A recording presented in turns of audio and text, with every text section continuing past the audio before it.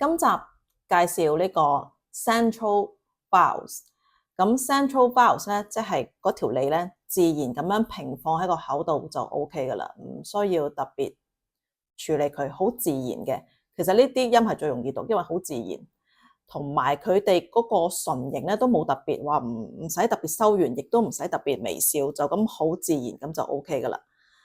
咁啊，又係咯喎，又係有個延長符號啦，所以呢個音要讀長少少。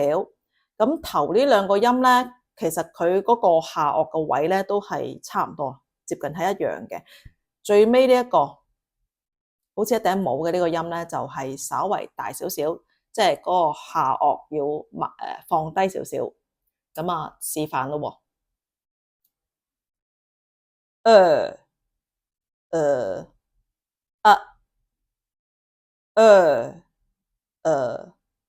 啊特別提下呢個懶，呢個係英文嚟講咧，佢叫做懶音啊，因為佢係讀嘅時候要好輕描淡寫，好輕鬆咁樣，即係好似你，譬如你諗緊嘢嘅時候，咁啊人哋問你諗緊咩啊，你咁呢度就係呢個音差唔多，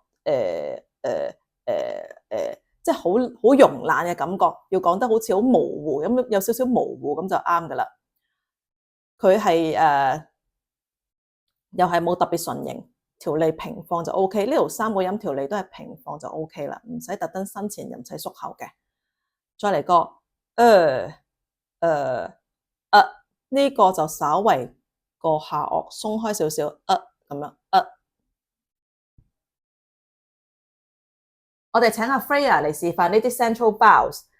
讀嘅時候咧，條脷自然平放，嘴唇都係自然就 OK 噶啦。咁啊，呢兩個音咧個嘴巴都唔使特別擘大嘅，呢個音就稍為大少少，即係個嘴巴稍為擘大少少。咁啊，留意啦，呢度又有嗰個延長符號啦，所以呢個音咧要讀長少少嘅。咁啊，開始咯喎。